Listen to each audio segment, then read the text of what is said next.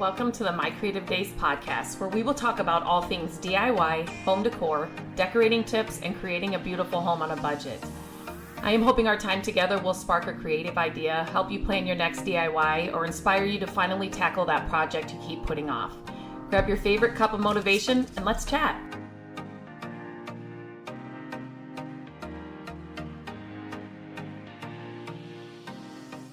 Hello and welcome back to the podcast. Today we are talking about flipping versus renting and which strategy is right for you.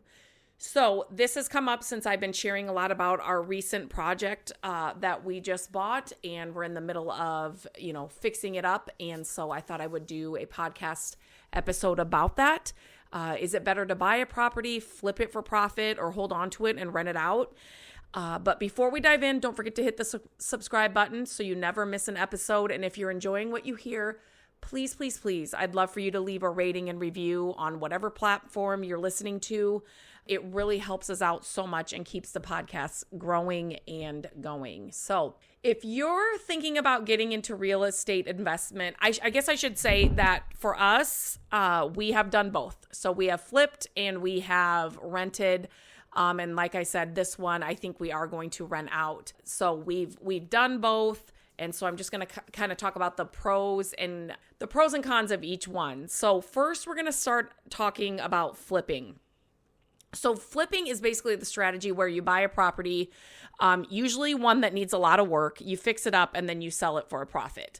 The goal is to make the property more valuable through renovations, updates, and then cash out quickly. So that's what flipping is. Many of you might have already know what flipping is, but for those of you that don't, basically a successful flip, the key to a successful flip is knowing how to buy it at the right price, in the right location, and which renovations, I guess I should say, that you should be doing, and then selling it at the right time and for the right price. It's all about timing, location, market conditions, not overspending on the renovations it needs. So that's basically flipping. So the pros to flipping, quick profits. The potential for a larger payout in a short period of time can be very enticing. Just to keep the numbers simple, you could buy a property at $100,000, put $30,000 into it, and then sell it for $200,000, netting a nice profit. It's a good idea for you to talk to your tax professional and just kind of talk about what the different with both of these, renting and flipping, and what they will look like for you and in your particular income and all of that. I will never give advice on any of that. I'm just talking about, because everybody is so uniquely different, and it's like, it's the smallest thing can be a little different. So it's not a one size fits all. So definitely talk to your professionals about which one is the best fit for you. But I'm just kind of going through some of the pros and cons of both. With flipping, you have control over the project. When you flip, you control the entire process. So you get to decide on the design, what needs to be fixed, and how you want to approach the renovations. If you're someone who enjoys working on homes, which we do, we love working on homes. I love overseeing renovations.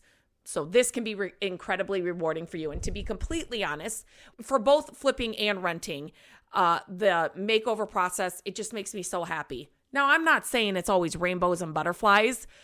I'm to the point now, like if I have to pick up another paintbrush and paint another something in this house right now, I'm going to go nuts. And there's definitely those points in every makeover we've ever done or house we've ever done where I'm like, I just want this to be moving faster. I just feel like I'm not doing anything. It's like the same thing, right? Like major things aren't getting done. And I'm definitely there right now, but I love the process. I love taking a house that has not been loved, has not been lived in, has not been taken care of, and just making it so much better. And it's not like it's, some big model home in the end. It's the simplest things that can make the biggest difference. I love that. Matt loves that. So it's definitely something that we do find rewarding.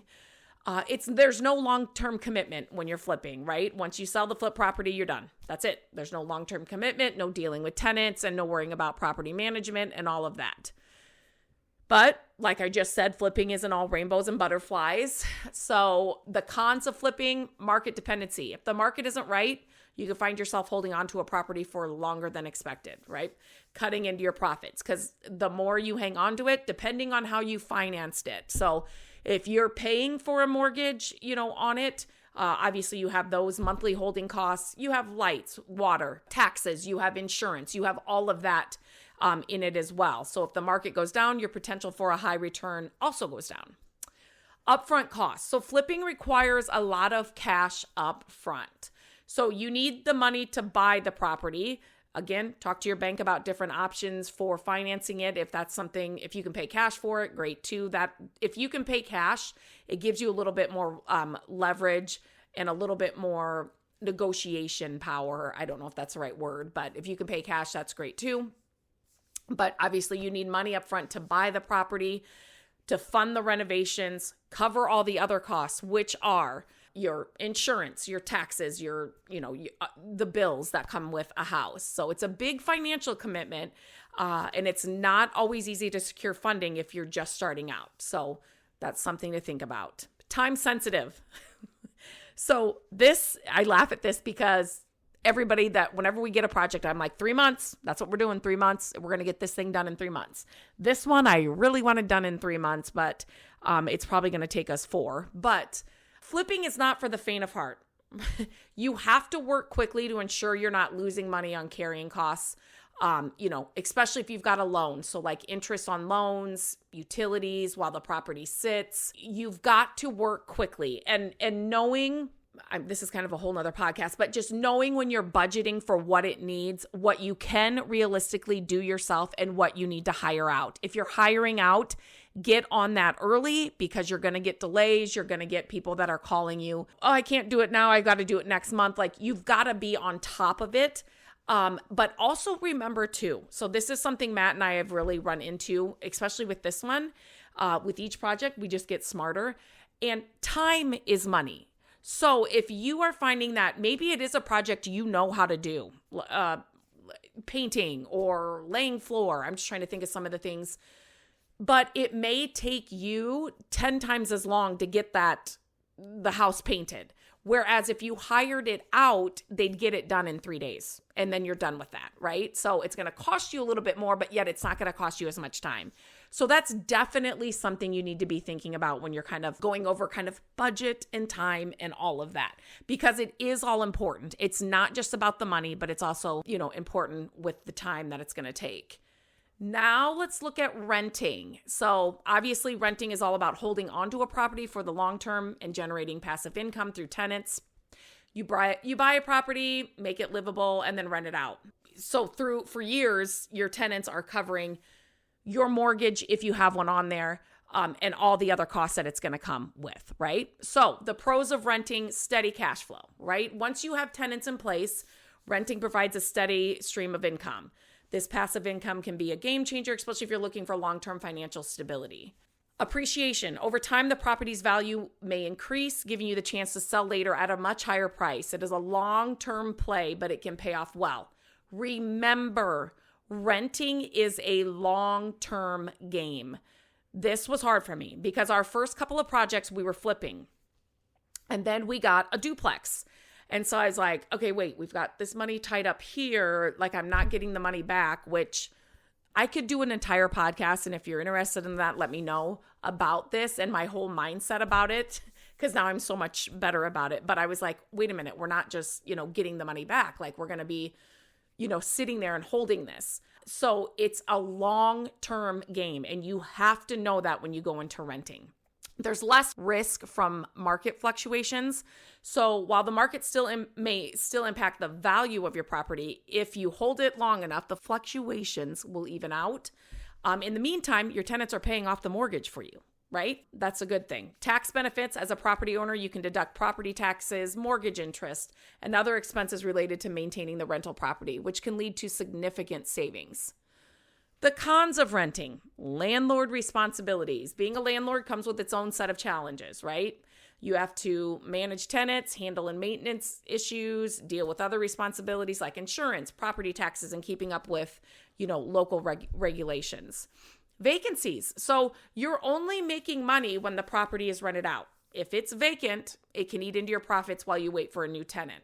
And then upfront costs, just like flipping, buying or rental property requires an upfront investment. While you may not be doing major renovations, you still need to budget for repairs, property management, and the ongoing upkeep. So that's something that, and here I did a podcast about doing the makeover so that you get quality renters. And we really want good people in our places. And so we aren't just doing the bare minimum. Now, there have been a couple people that I have talked to that do have rental properties and they do the bare minimum. But then they're dealing with a lot more headaches and they're getting renters that don't take care of the place. And you know why. You've seen the places and what they look like. And when you get the place nice, you can, your rent can be higher and all of that. So which strategy is for you? It really depends on your goals, your financial situation, and your tolerance for risk, right? So if you're looking for quick profits and you have a passion for renovation and design, which I do and I absolutely love, flipping might be the right strategy for you. If it's a more active approach, but it can lead to a large, fast return if it's done correctly. So you just kind of have to think about that. On the other hand, if you're interested in a more passive, long-term investment that can provide steady cash flow and build equity over time, renting may be the way to go. So it's less hands-on in some ways, but it requires patience and the ability to manage tenants and property upkeep. And you can, there are, other options for you to do where you are not going to be the person that's going to be called if something goes wrong, right? There are rental management companies out there that will do that for you. Obviously, you're paying a fee or a percentage, whatever it is, for them to handle that for you. But that is definitely an option. So if that is something that you're like, I don't want people calling me if something goes wrong, then look into that option. See how much it would cost you in your area, to have that on board or to have somebody doing that for you.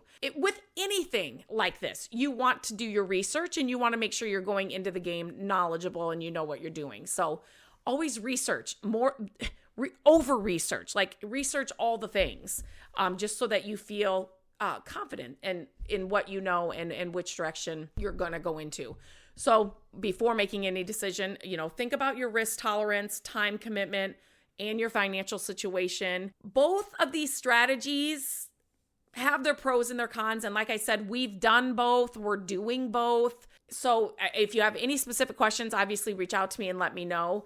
And there's a place and a time and people for each scenario, if that makes sense. I will have friends, they will ask questions and what should we do? And I know them personally, right? So I can say, okay, you need to flip. Or I think that you could, be a landlord and you could totally do a rental. So, I love both. Right now, Matt and I, it's been 3 years since we've had any. But we've been actively looking for 3 years.